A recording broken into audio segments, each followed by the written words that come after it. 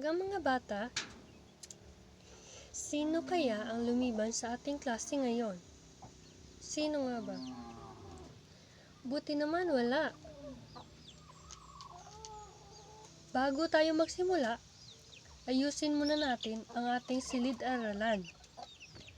At punitin nyo muna ang mga basura na nasa ilalim ng iyong upuan. Tapos na ba?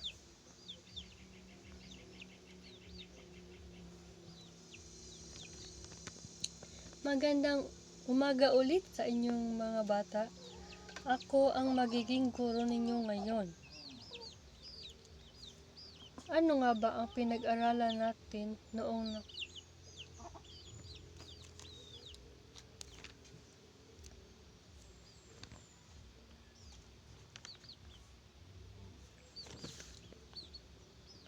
At bago ang lahat, tayo'y manalangin muna.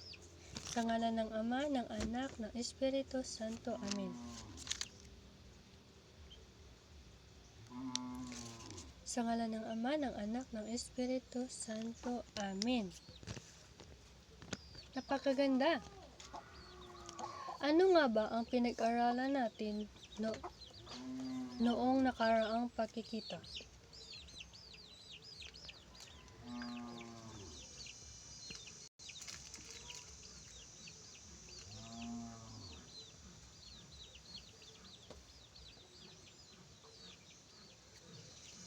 Okay, tama.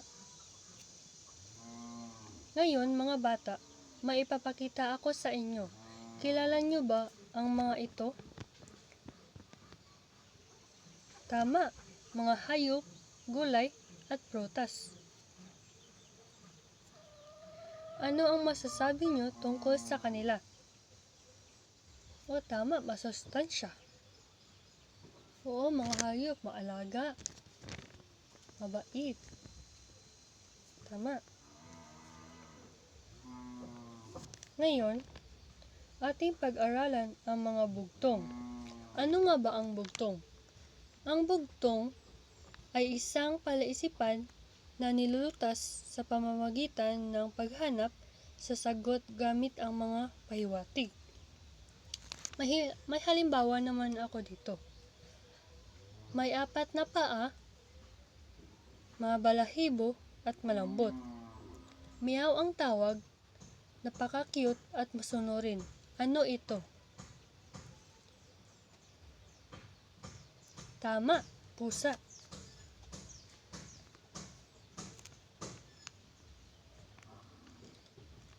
May ibang halimbawa naman dito. Bilog at pula, matamis ang lasa, paborito ng marami, sa basket nakalagay, ano ito? Ano naman? Ito. Tama, mansanas. Pangatlo, mahaba at berde, sa tubig lumulutang, ginawang sopas, masarap sa tiyan, ano ito? Tama, kangkong.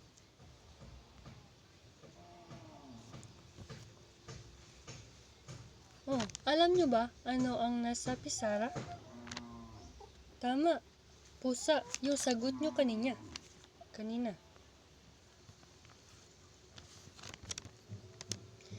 Ngayon, gumawa naman tayo ng bugtong.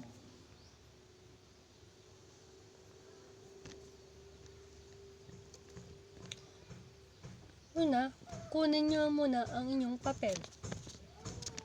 At pumili ng hayop. Pangalawa, isulat ang tatlong katangian. Pangatlo, gumawa ng bugtong. At dapat isulat ang sagot. At ang halimbawa, hayop, aso. Ang katangian ng aso ay may buntot, umuungal, mabuting kaibigan. Ang bugtong ay may buntot, umuungal, mabuting kaibigan. Ano ito? At ang isulat ang inyong sagot na aso. Tapos na ba? Subukan natin.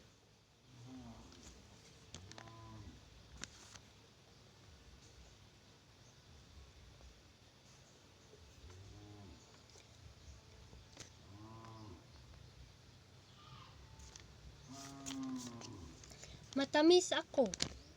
Pula o dilaw, hugis, puso, ang aking anyo. At paborito ng marami.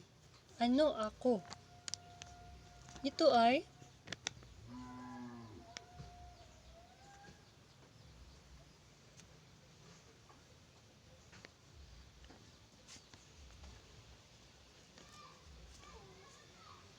isulat ang iyong sagot.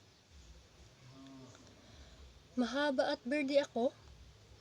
Pwede akong gawing atsara at kinakain ng hilaw. Ano ako? Isulat ang inyong sagot sa papel. Sa tatlo. Yung tatlo. Tapos na ba ang lahat? Ngayon, ipaliwanag natin.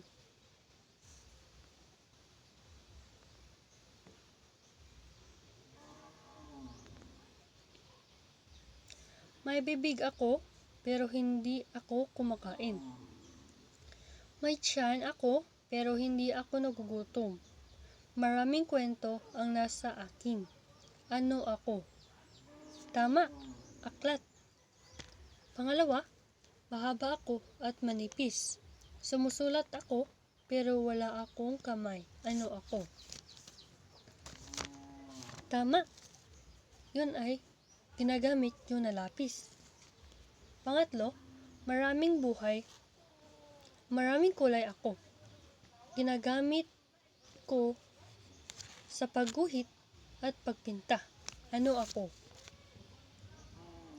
Tama, Crayola.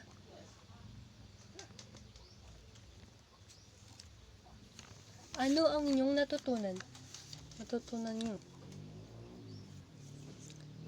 Tama, mga bagay-bagay na pwedeng gawin na bugtong. At mga prutas, tulad ng prutas, ganun. Prutas, gulay, at mga hayop. Ngayon naman, sagutin nyo ito sa inyong kwaderno. Panuto, basahin ang bawat bugtong. Gamit ang mga pahiwatig, hulaan ang sagot, isulat ang iyong sagot sa patlang.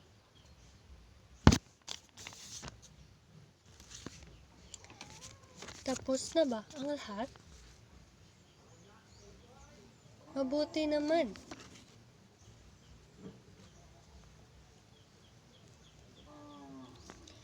At ang inyong takdang alarin, isulat ito sa inyong notebook.